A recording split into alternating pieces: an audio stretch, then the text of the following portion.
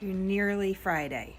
It's Thursday, right? Sometimes the most basic information is the hardest to deliver. So here's 3 things I think you need to know today. I don't know about you guys, but robocalls are driving me crazy.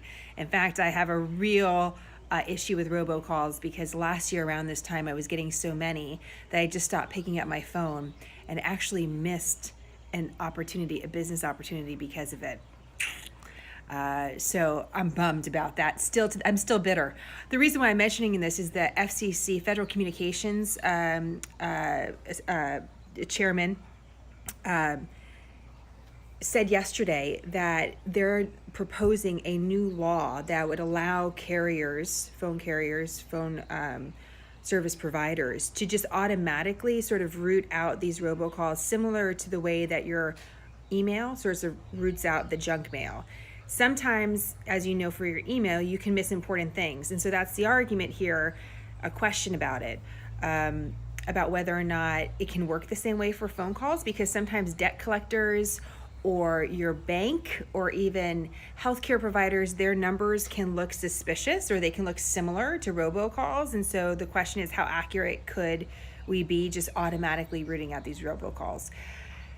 But at this point, the FCC chair says, listen, we're getting so many of them. This has to stop. And he even apparently got one right before he jumped on air to do an interview. So I guess it's affecting everybody. One industry watcher says about 5 billion robocalls were placed to Americans just last month. 5 billion. So you're not alone, and hopefully there's a solution.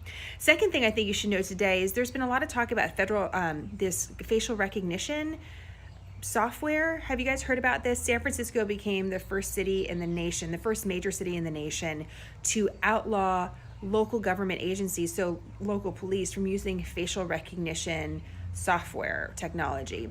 I'm from San Francisco, and I'm always like, what is San Francisco doing now? Like, what are these crazy cats doing out in San Francisco? And I can say that because I was born and raised there. But the more we looked into it, the more that this is a really interesting topic. Did you know there's no federal law right now regulating any sort of facial recognition software out there?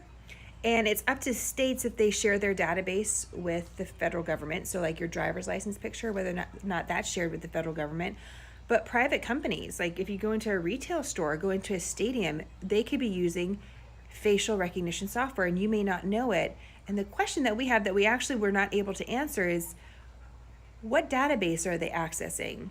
So if you're a private company, what database do they have access to that they're checking their surveillance against?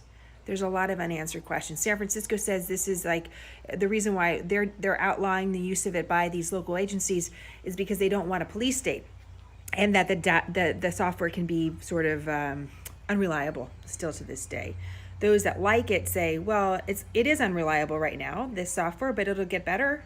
And when it gets better, it can be really useful to not only hunt down criminals, but also missing people and just keep us safe. So check out our card on that today. I'd be curious what you think about it. We voluntarily give up so much information. For example, my Apple iPhone I'm using right now uses facial recognition to unlock the phone. I want that. It's actually very helpful to me when I'm running around with my kids. But where is all that data going? Who has it?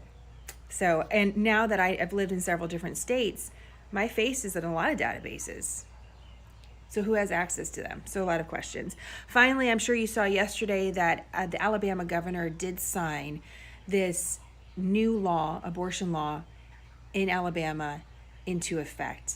It would essentially outlaw abortion only in very, very limited cases and penalize or criminalize doctors that perform abortion. If you can do one thing today, it would be to read her statement about why she signed it and where this goes from here.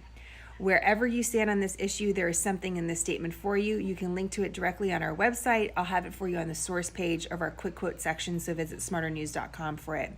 She very clearly states that she's in favor of this law, which is reminiscent of another law in Alabama that no one really talks about apparently. And what she says, though, is that even though she disagrees with the Supreme Court, that Alabama will continue to follow the Supreme Court's ruling on this. So basically what she says is, I believe in this law, I'm going to sign it.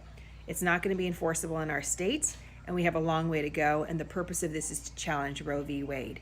It's very clear. It's very fair. She's very clear about where she stands on the issue, but I think it'll actually provide some insight as to what is going on with all these states right now and why exactly are they choosing to do what they're doing legally when it comes to the topic of abortion. The reason why I want you to check it out is because I was looking on Instagram this morning, and listen, I'm not one to totally disregard celebrity focus, but I think it is, there's so many celebrities talking out about this issue right now, and I just want you to also see what's happening on the other side as well. There's a limited effect of this law as it stands. It doesn't mean that the law is insignificant, but I just, on the list of things to worry about, I want us all to prioritize the news in the right way. I think this is a really big story and an important story, but I think your conversations and your knowledge of the topic will be enhanced by reading the governor's statement on it. So this is just a total interesting side note too. Do you remember our friends from Redland Cotton? They're the small family company that's trying to make sheets and towels in America. Here, my kids, I gotta go back inside.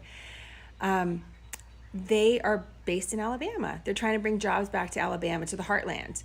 And one of the founders, Anna, told me yesterday that they've had a series of orders canceled in light of this new law from Alabama, and just sort of hateful things written to them. They're not weighing in on this political issue at all. They're just based in Alabama.